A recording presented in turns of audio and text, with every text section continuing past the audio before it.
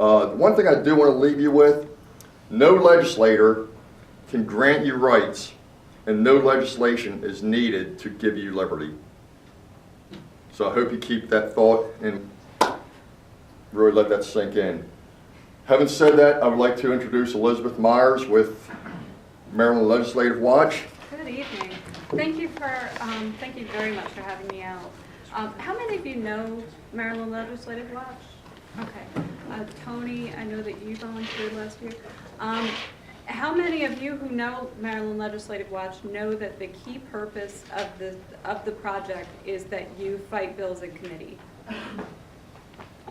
Okay, so the two takeaways that I would like you to have tonight are that we need to fight bills.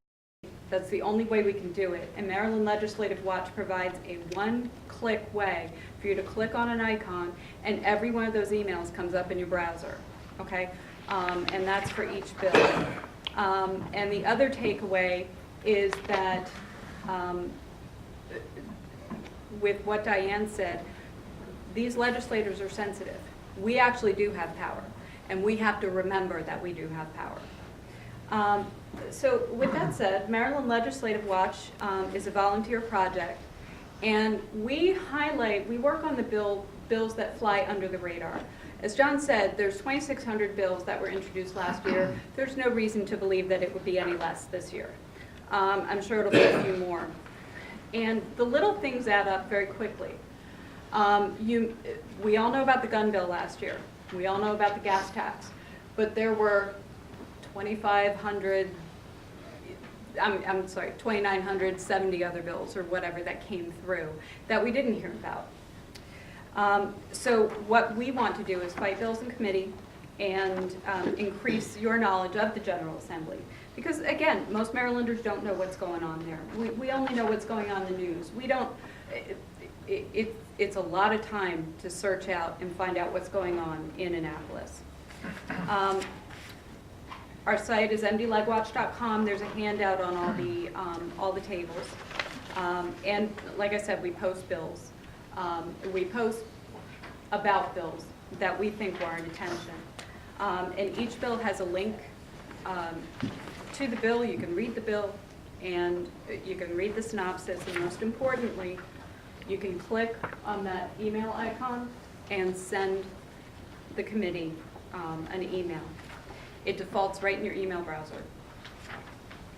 Something to remember, and again, this shows how little it takes to make a difference, is that 14 it actually becomes very important. On the site, you'll see that we have synopses of legislation, as I said, the committee contact info. A couple other things we have are the expense reports, just the expense report by legislator, just on like this, one line per legislator, and it shows you what they spent during the session. You'll see that some of these Anne Arundel legislators spent 90 nights in a hotel on our dime, and part of the reason is because they're 150 years old and they can't drive at night. At least that's the excuse they use, right? You'll find that all but 2 from Baltimore City stayed for 90 nights, actually 91. So that's on there. And again, to piggyback on what Diane said, that we have a lot of tools to make you hold your elected representative accountable. The biggest tool that we have for you to hold them accountable in the election season, right now we're in the legislative season, but later in the election season, is we have delegate votes by, delegate and senator votes by delegate for every single one of them from 2005 on. So you'll find a PDF for each one of these guys from 2005 on that lists all their floor votes, not their committee votes, but their floor votes. It also lists what the vote was on the bill, and you're going to find a whole lot of zeros on here. And I'll speak to that in a minute. What we do, which is perfect for these 4-degree days that we have, is that we let you be a couchtivist. You can sit home, scroll through a few posts, type out a few emails, And the committees, you've now told Annapolis how you feel about 3 bills. So one of the important things to remember is that the people who write the fiscal and policy notes for these bills actually write a manual that tells the legislators that they have 99% of the power, that the legislators actually have unrestricted powers unless they're explicitly denied by the Constitution, which is fully the opposite.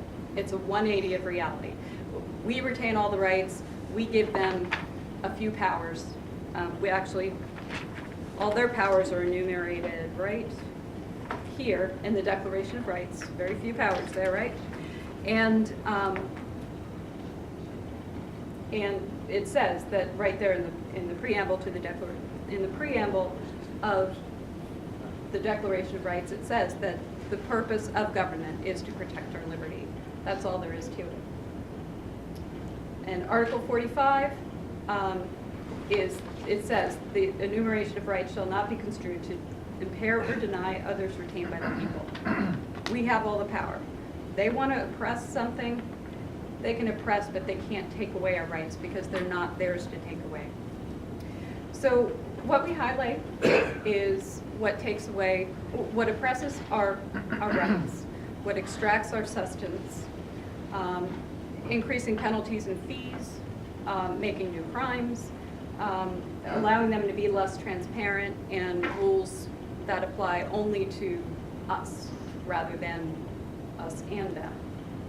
Occasionally we have good legislation, but there's not a whole lot of that. So let's look at right now, since we have pre-filed bills, there's 230 pre-filed bills. One of the ones that's up there is Delegate McDermott, who wants law enforcement exempted from tinted window laws. They'll testify that, well, you know, they're on stakeout and all these policemen are getting hurt. Me, I did a search for that. I couldn't find that. But I could find that. I could find cops sleeping in the vehicle on duty. And in fact, in Baltimore City, they had to issue a memo about that. You know, don't sleep in your car on duty. I think the guy in Baltimore even had his window open in the summer, and he was armed. So, so this is, you know, making government literally less transparent. It's right on the site. Another one that disturbs me is up there for the 3rd year, and this is HB 88, and Delegate Hsu wants to make sure that the MVA is prepared should the federal government want to draft women. Again, this is the 3rd year it's been introduced. The first 2 years it was cross-filed, so that means there's an exact replica in the House and the Senate. And it was a Democrat in the Senate, Hsu in the House.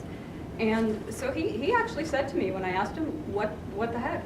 This bill is gender neutral, so if the federal government requires registration of women, we don't have to change Maryland law to comply. Why? I mean, why is this so important to the guy? One of the things I did on the website was I put their faces up, I put their headshots up. So every post you'll see the primary sponsor's headshot. I would have given you his, but his smarmy look is just another bill I have up there is Senator Benson, and there's another repeat from last year. It did. Oh, may I just say, on the draft legislation, for 3 years it hasn't. No, this is year 3. For 2 years it didn't get out of the House, but in the Senate, the 2nd year it got out of the Senate. So this bill actually has legs. Don't all the women want their equal rights? I can't tell you how many people have responded to me like that. Seriously. Okay, so Senator Benson, this is another one from last year. She wants all service station owners to provide video equipment in at their service stations that records the exterior of the building at a certain DPI, I guess, so 1080p or 720p, and retain it for 45 days. So now you have to get a DVR that's fully capable of retaining quite a bit of information, because that's a pretty good resolution, and make it available to the police whenever. I mean, like I said, this is the second year, and they keep introducing this stuff year after year until it passes. So now you're going to go to Shell, and you're going to pay all this money with gas tax, and then you have to pay him for his video equipment. And this is a huge property rights violation, because if it passes for gas stations this year, next year it's going to be jewelry shops. You know, it's just going to creep. And this is why we pay attention to the little stuff, because this stuff all adds up really fast, and you lose your money, your rights are oppressed, and this is why people leave. This is why people, you know, for natural rights, I know that some people are for drug testing of welfare recipients, but what is drug testing of welfare recipients? It's unconstitutional because it's a general. It's also welfare for corporations, because the corporations do the drug testing. Florida has had a 2% hit rate on their law that's been declared unconstitutional. So they drug tested the welfare recipients, they got a 2% hit rate, they lost money because the state pays for the tests, and it's a big boondoggle. Plus, in this legislation, they also, and this is introduced by Senator Colburn, didn't he just make the papers for another reason? So not only are they drug testing welfare recipients, but if they test positive, they go to drug rehab. He doesn't say who's paying for the drug rehab, and they collect benefits for 6 months while they're in drug rehab. So I'm not sure how it is that he's saving us any money. Let's say welfare, let's say it does save money. There's no way he's saving money. I'm not going to go through all the numbers, but I just want to highlight in red that if a bill in the House or the Senate passes out of committee, it will pass on the floor. One bill in the House did not pass on the floor. Two bills in the Senate did not pass on the floor. It's coming out. How a bill works, we have this on the site as well. When I refer to first reading, that's just when the bill is given to the committee for the first time, and they quote unquote read it into the committee. So that is first reading. Second reading is when it gets out of committee and they amend it. There's no real second reading bill. A third reader is when it's actually voted on the floor. So when we say third read votes, we're talking about the bills on the floor. So again, sorry, I had these out of order. The Senate, all but two passed in the Senate. Now, when they crossed over, because a bill has to pass the House, then it has to pass the Senate, when it crossed over, they passed between 74 and 80% of the time. So again, if it makes it out of committee, you're just going to assume it's passed. It's way too late. It's way too late to do anything. You have to do it in committee. And you have to contact all the legislators in the committee. They're your representatives. There's not, don't just email yours, copy yours. Copy your representative. But you have to email the entire committee for there to be any legs to this. And this has been confirmed by multiple people in Annapolis, multiple insiders, not just delegates. So here's a pie chart of how many of these, just for a visual demonstration. As John said, 2,603 bills introduced, 784 passed. The governor vetoed a bunch because they were duplicative. But still, almost 700 new laws came on the books July, October, and maybe a couple little stragglers in the next year or two. So a lot of the stuff that floats under the radar, last year they voted to regulate composting facilities. My personal thought is that because the Maryland Department of the Environment makes leaf grow, which is a fantastic compost, that they don't want competition. That's my personal thought. I don't know if that's true, but payroll companies, this is a small business segment that doesn't have a lot of barriers to entry, and as long as you know what you're doing, you know how to do bookkeeping, you know how to do taxes, you know how to run QuickBooks, you can open up a payroll company. And if, as the market works, if somebody wants your services, they'll hire you, and they'll keep you or they'll fire you. So now now they have a commission impaneled to regulate payroll companies. And again, they tried to do it with towing companies, they tried to do it with processors. Yes? They've done it with towing companies, and all the government fees collected by the towing companies do count for it. They actually tried to do something worse last session. They tried to make it so that there was a commission at the MVA that would be over all the towing companies, and 4 of the seats on the commission would be the people from large towing companies. So like Redmond's and whatever, I don't know, large towing companies. But they would be setting the rules for the little guys. They would just, obviously, right, get them out of business. We have more government employees that became a protected class, which means that a quote-unquote crime against them is more serious than a quote-unquote crime against you.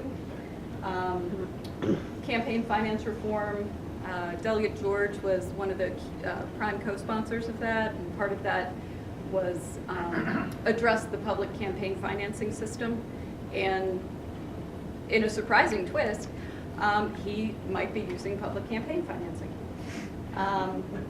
And another thing is they repealed the sunset of the DNA collection law, which basically means if you're charged with one of a number of crimes, they can collect and store your DNA. You're done. A very important bill that flew under the radar was a Charles County bill. And something to note, if a county delegation puts forth a bill, that bill typically has nobody voting against it. So county delegation wants a bill because they one hand washes the other. If you're in Charles County, your bill goes through. If you're in Anne Arundel County, then we vote for your bill. This bill actually says that the code inspectors may go in, find a quote-unquote code violation in your, it doesn't say if it's home or business, but I assume it's both.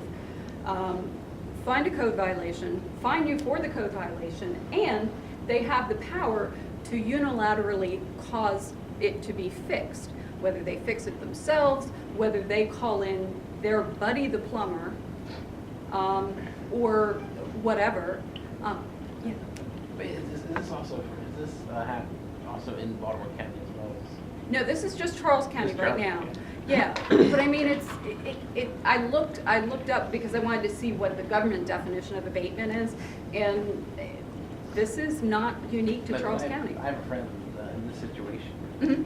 in a similar situation. He has a business, Mhm. and that would be the same just to have like someone actually come out right away and then give you a bill without Yeah, any well, and it gets even better because they fix it, and so the plumber charges whatever he wants to charge because you have no part in the negotiation, and it goes on your property tax bill. What happens if you don't pay a property tax bill? They take your property. This is law now. It had no votes against it. Okay, which brings you to the question. But we have a lot of Republicans down there, and they say they're for fiscal sanity, they say they're for property rights and all that stuff. So for my example, I would take how Speaker Bush, who's a Democrat, who's been the House Speaker for I don't know how long, and Nick Kipke, who's the newly minted Republican Minority Leader. And how often do you think, I mean seriously, a question for you, as long as you don't know, how often, percentage-wise, do you think that these guys vote with each other? 30, 40, 50? 80%. Well, some areas. Yep. So 84, right? Wow. So you figure the Senate, you stand out more. It's pretty easy to find out how you are in the Senate, right? So Brinkley and Miller, 92%. Wow. Again, these are third read floor votes, right? So you're not talking about committee votes because obviously you wouldn't have these two voting on the same committee. So anyway, we're voting the Republicans and the Democrats are voting that much with each other. They need to be watched. Every one of these guys needs to be watched. The guy who put in the draft bill is a Republican. The guy who put in the welfare testing bill is a Republican. And the third read floor votes, they literally voted with each other 75% of the time, the Democrats and the Republicans. That's how little, I'm sorry, I apologize. This is where they were unanimous. Okay, so unanimous third read floor votes, 75% of the time. Everybody voted for this stuff. Every one of these guys needs to be watched. Okay? Republicans voted for the code violation bill. They voted to almost double the tax for short-term motorcycle rentals. So if any of them says, "Oh, I never vote for a tax increase," then where were they this day? If you go through a toll without paying, if you don't pay the citation in the mail after 30 days, you get a $50 fine and they suspend your registration. If your registration is suspended and you're driving along the road and somebody gets you with one of those automatic license plate readers, the fine is either $135 or $150. And regulating composting facilities. Question, do you know if it's legal in Maryland to get fined for, if they don't see your face, can you contest it in the courts? There's not, I think in California they have to record your face. But what I would encourage you to do is go to MarylandDriverAlliance.com or MarylandDriversAlliance.com, one of the two. And he actually just recently won a court case. Ron Eli, who runs that organization, he actually just won a court case where he asserted that he was not driving the vehicle, and he won that. It took him a couple years, though. One thing I do need to say is Maryland Legislative Watch does not offer any legal opinions. We're not lawyers. We can't answer questions like that about whether what's right and wrong, because not touching that with a 10-foot pole. But go to Maryland Drivers Alliance. I think that he did fight that himself. So check it out. Again, all of these guys cast votes that are in violation of the Declaration of Rights. Yes.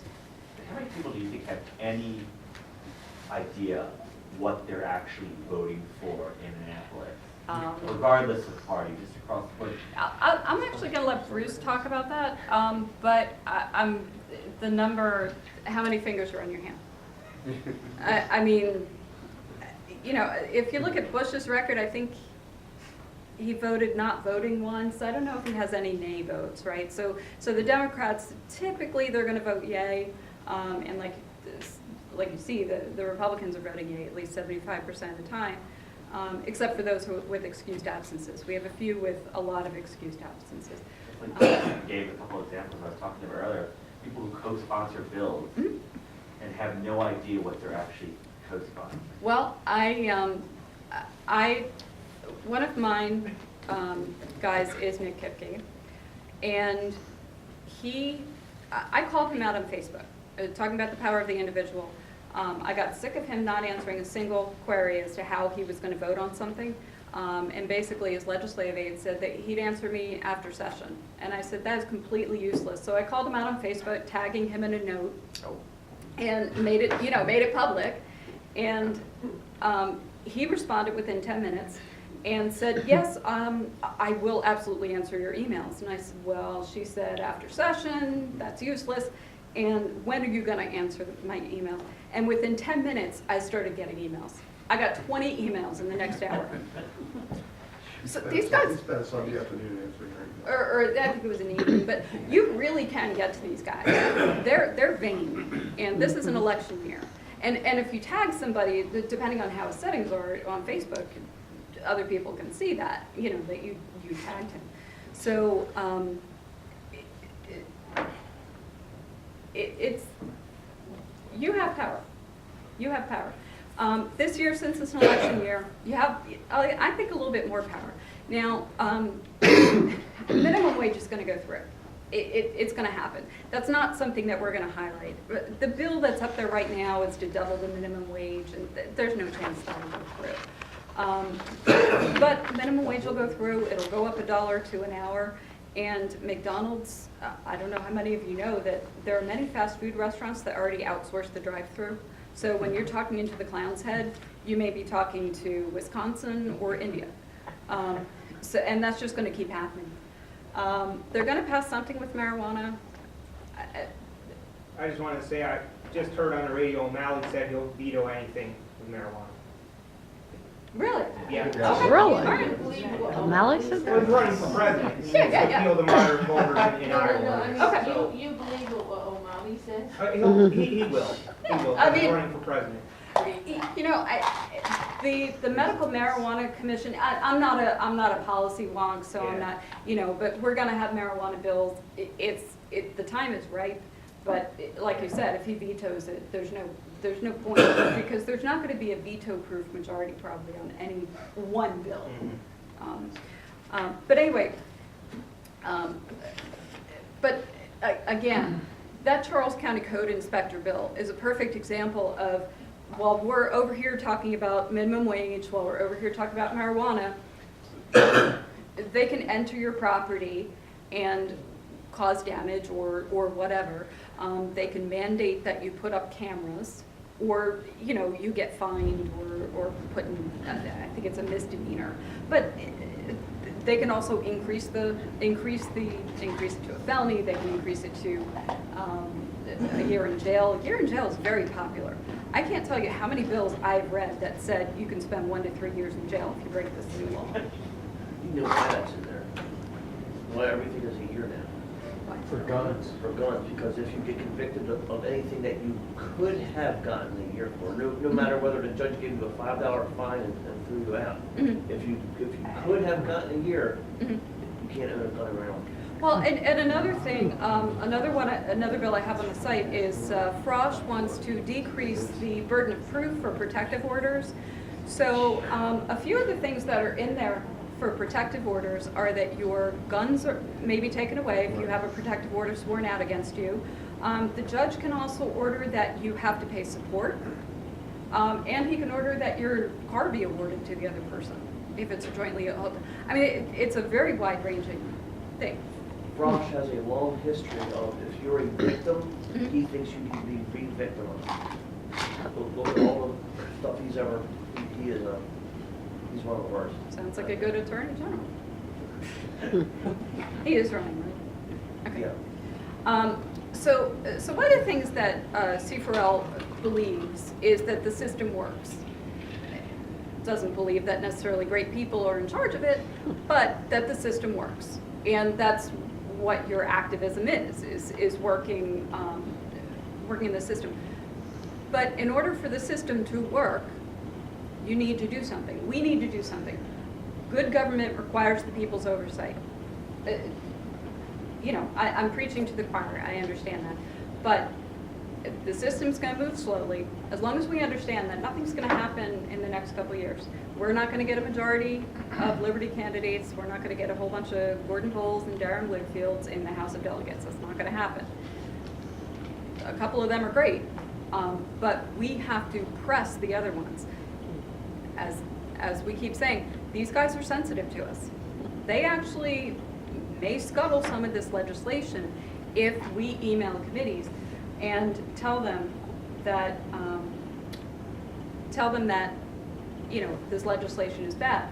The number 14 is important because it actually is the number that Delegate Schmiegel used on WBAL one night to say that it really takes emails from only 14 people to make these guys come out of their offices and say, what the heck? What is up with this bill?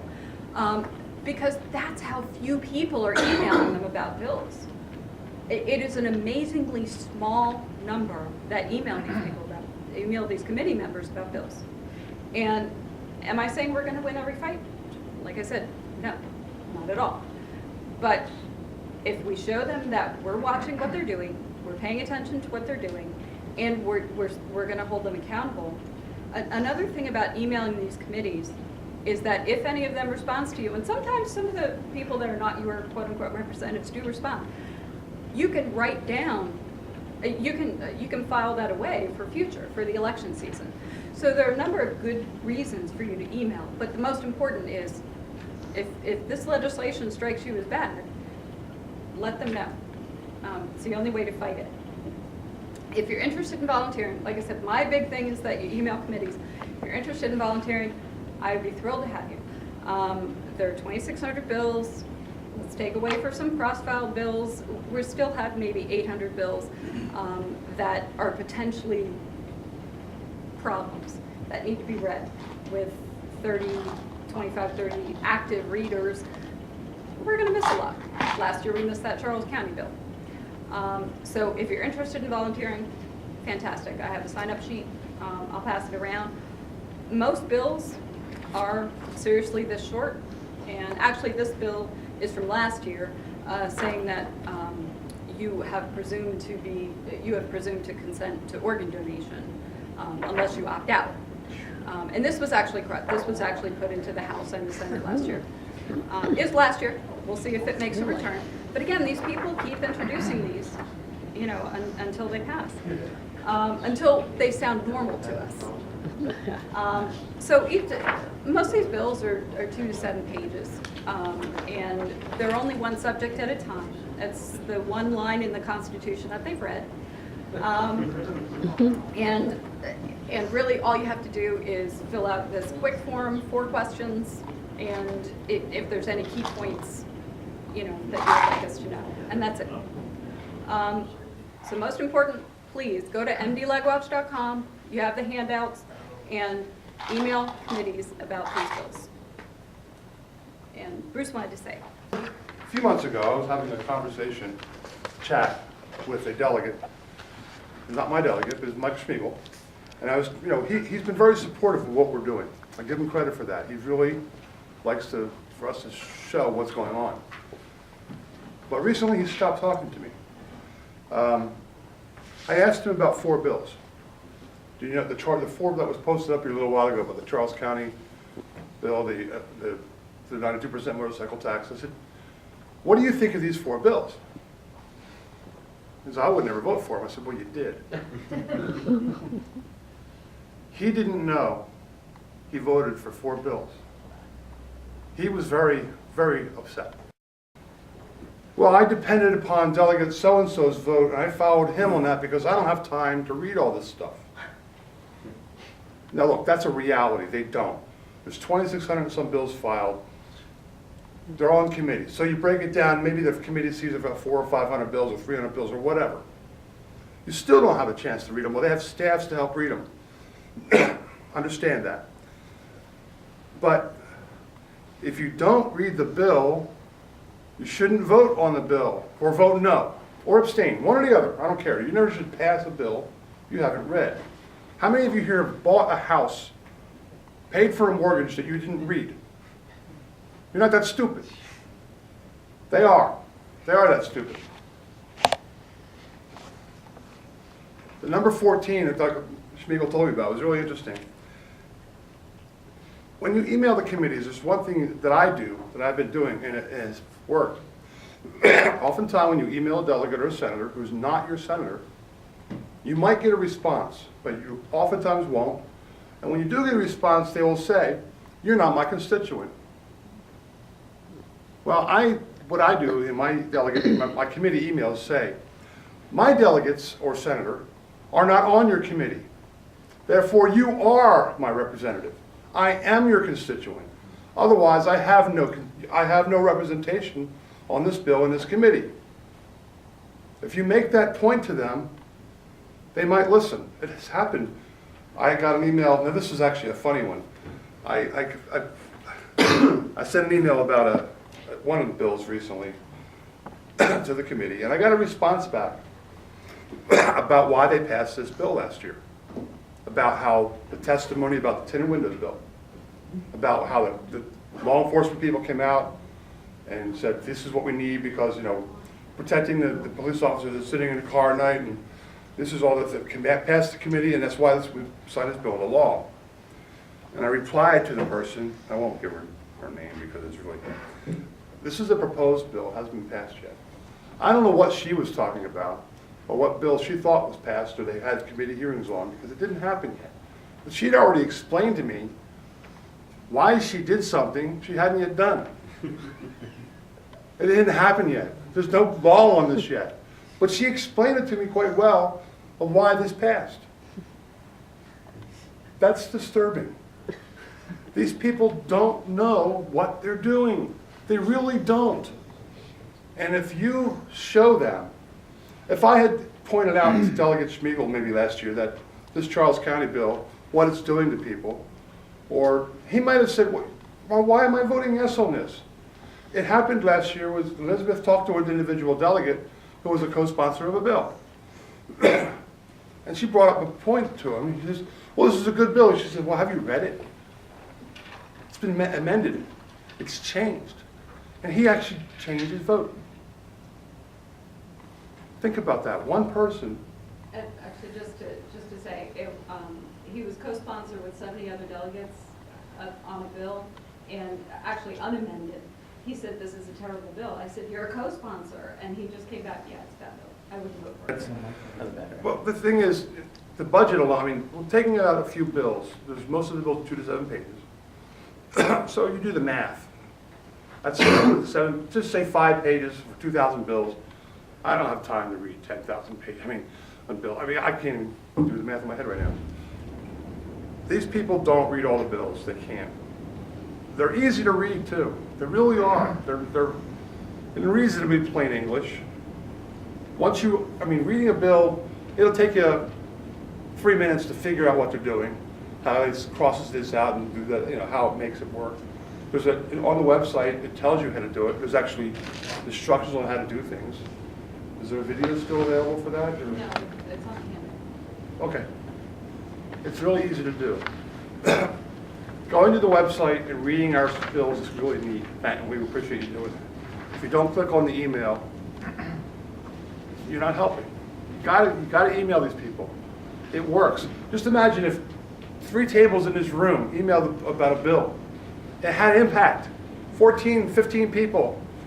That's all it takes. And don't assume that the other guy's doing it, because they're not. We know. The website has statistics. We can see. We don't know who's doing what, but we know that we only got 3 clicks on this bill on email. So only 3 people email. We know that. So please, please, please, now you can have an impact. If people, you spent like 20 minutes writing a full email to your representative, and how many people are going to do that? You might get 5 dedicated people within 100. You don't need to do that. Be willing to do that. Why would you spend 20 minutes writing an email to your representative? If you go to a website, sign a petition, or click on a link, it's almost the equivalent of doing that. No, it's not. I can tell you what they tell me. The delegates tell me they ignore that crap. They ignore it. Because it's not in mass numbers. They ignore. They don't. They ignore petitions. Too. Period. They ignore petitions. Period. They do. And form They ignore letters. Yes, form letters they ignore. They ignore form letters. They ignore form email, and they ignore petitions. Period. What about actual memo, like actual letters? That's what an actual physical letter. Yes. That would probably be very impressive. Very. Why don't we First, have- they don't why we understand have that people know how to systems write where on we make paper, it so convenient for that would people impress them. To connect with their politicians and the issues that we care about. Because But we're telling you how to do it. For me to write an email. That's what we're trying to do right here. The power of the individual, and if you want to start that. When you go to this If that website, from multiple angles, that would be great. when you use this tool, when you click on that email button, all it does is it brings up whatever browser, whatever email tool you have. It fills in the to line for all the people, and it fills in the subject line, the bill number. It's there for you to write whatever you want to write. What I often do is say, this bill sucks, don't vote for it. That's all you got to say. That's all you have to say. Give your name and address. You have to do that, or because they need to know who's doing what. If they get 50 of those, if they get 15 of those, they walk out of the office and go, what's wrong with this bill? They start talking about this is whether it should be this way or not, this is what's happening. Well, you need to make that link on the website for people to email. It's there, that's what I'm trying to tell you. You need to spread that. You need to increase the traffic to your website by using. Why do you social think we're media here tonight? and That's why we're here tonight, sir. Facebook, Twitter, Tumblr.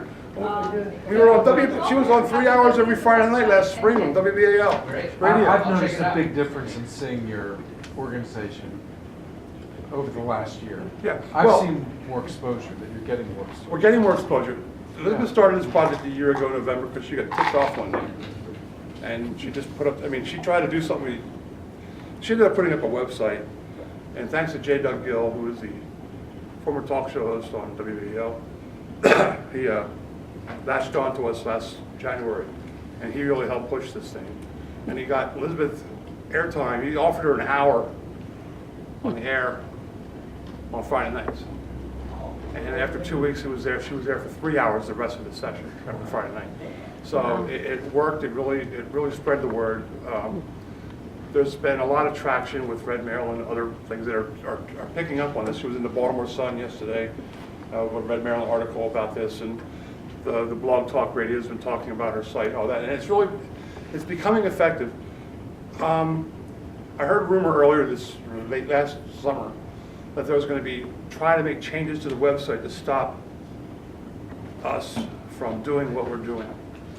We were able to capture all the votes and categorize them by delegate and senator, they did not like that. Because right now, what you can do from the state website is go look at HB1, and you can go look at how everybody voted on HB1. And you can go to HB2 and go, look at everybody voted on that bill. Well, that doesn't, if you want to track your delegate, you're going to spend weeks just to get through for one delegate. Now you can go and spend seconds and know all 91 pages for delegate whatever for last full session. Yeah, it's a 91-page form. Print out for PDF file. One thing that kind of stood out to me as I was listening to Elizabeth and Bruce is they talked a lot about where we are currently. The question is, how did we get here? Right? How did we get here? This state's pretty screwed up. It's not just this state, it's the whole country. I think we got here by what Edmund Burke said. And I'm going to leave this up the rest of the time because I want you guys to really think about this. Evil prevails when good men do nothing. And the reason we got into this mess is because we became very comfortable as a nation. Because the founders gave us a fantastic constitution that bound the government into certain defined areas that they had power and control over. And so for years, the people of this country enjoyed true freedom. But as the politicians realized they could slowly chip away at these liberties one by one by one, and this has been going on for 150 years. So this isn't new, it's just that's how we got here. And complacency of the citizenry is how we got here. Because had these people 50 years ago been watching the politicians like we're promoting to watch them now, a lot of the bills that we're subjected to today would have never passed. So it's a lot harder today than it would have been 50 years ago, but it's going to be even harder 10 years from now unless we start to do something. And more organizations like Campaign for Liberty and Maryland Legislative Watch and other organizations that are popping up all over are doing this to create the pressure to start changing the direction of this country. But as John Lerch mentioned earlier, it all comes down to the individual. The Constitution is still the law of the land. They don't abide by it, but that's our fault, not theirs. It's up to us to force them to abide by it. That's how the founders established this country, and that's how we take it back. And we take it back primarily at the local level. The news will get you all tainted about focusing on Washington.